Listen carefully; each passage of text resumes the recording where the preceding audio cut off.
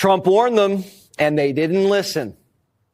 So we'll be announcing the tariffs on Canada and Mexico for a number of reasons. Number one is the people that have poured into our country so horribly and so much. Number two are the drugs, fentanyl, and everything else that have come into the country. And number three are the massive subsidies that we're giving to Canada and to Mexico in the form of deficits. And I'll be putting the tariff of 25% on Canada and separately 25% on Mexico. The tariffs go into effect Saturday, so buy your maple syrup and Corona now. The administration's moving fast. You either get out of the way or get run over. Federal employees who don't come back to the office are getting the pink slip. Legacy media does not like that one bit. Is there any concern that we risk losing people with years of experience like doctors and let's say scientists? Well, most doctors who work in actual hospitals and medical institutions have to show up to the office. Trump's offering a generous severance package for anyone who doesn't want to commute. But some bureaucrats want to fight. Some at the Labor Department said, quote, I'd rather be fired for resisting and making their lives hell.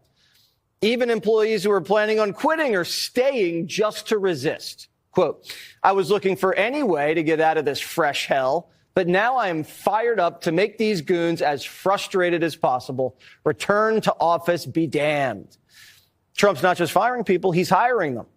The president talks so much more than Biden that the White House is adding more stenographers.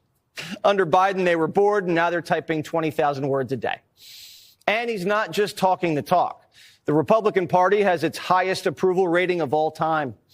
Democrats are desperate for a facelift. Last night, they held an emergency meeting to conjure up a counter strategy.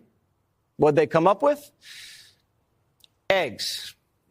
I feel like sometimes giving messaging advice to Democrats is like giving kids matches. You know, it's like you say something about like inflation and the cost of living, and suddenly they're all out there being like, that's not going to do anything to lower the price of eggs. And it's like, come on, make it believable, guys. It's not believable right now. No one is out there thinking that Donald Trump was going to lower the price of eggs or lower the cost of everything after a week.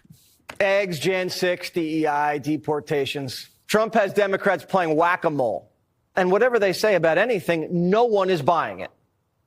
My party needs to reestablish our credibility on a number of issues. We don't have the credibility that we need on issues like immigration, like DEI, dealing with racism and discrimination, like the economy. I think we need to spend more time reestablishing our own credibility, not just bashing on what Trump does.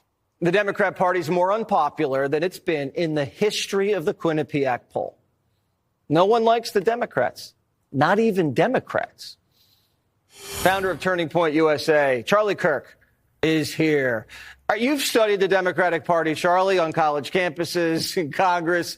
What state is it in right now?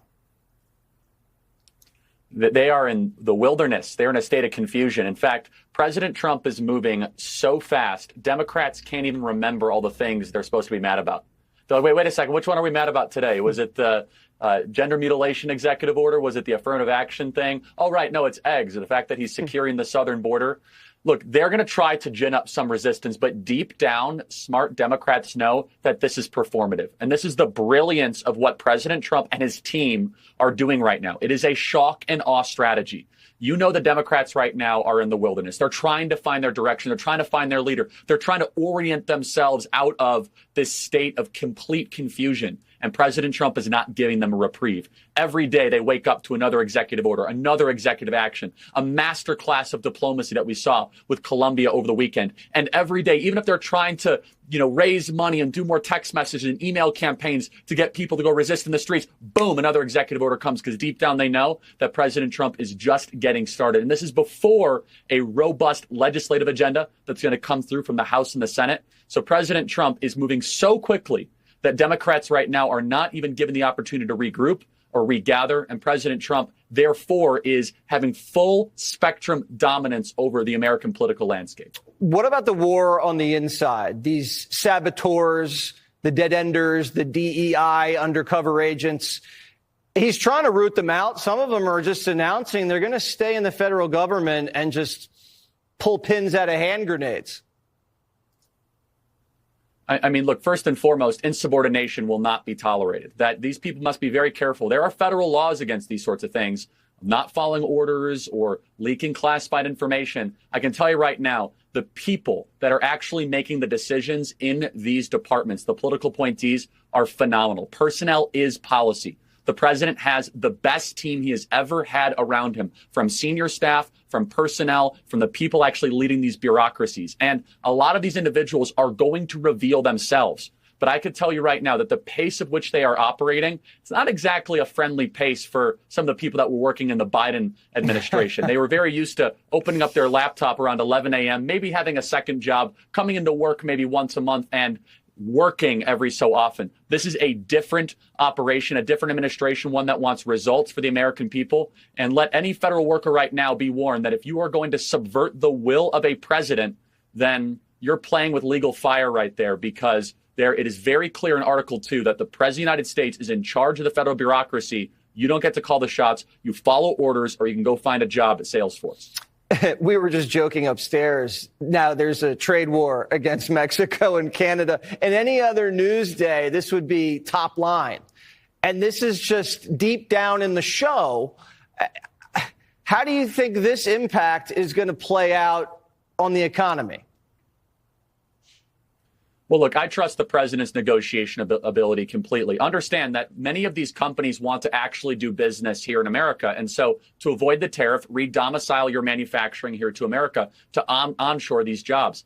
Look, I think that is when it comes to immigration, using the tariffs as a negotiating tactic to get Mexico to come to the table is brilliant. And I think the president using tariffs in the way he has to encourage manufacturing to come back to this country has been long overdue. We used to fund the entire federal government with tariffs. We used to fund all of our goods and services that we had through tariffs. In fact, I love the president's idea of the External Revenue Service. Get rid of the Internal Revenue Service. Let's start actually taxing the rest of the world. And we're able to do this as the world superpower, as the incumbent economic power, because everyone wants to do business here. It's one thing if you're Portugal. It's one thing if you're Spain. It's another thing we're the United States of America, because people want to come here. This will result in trillions of dollars of more investment and capital coming into our country. So Charlie wants to get rid of the income tax, so they just pay the federal budget down with tariffs. I know why. It's because Charlie's making so much money. And you know what? I agree.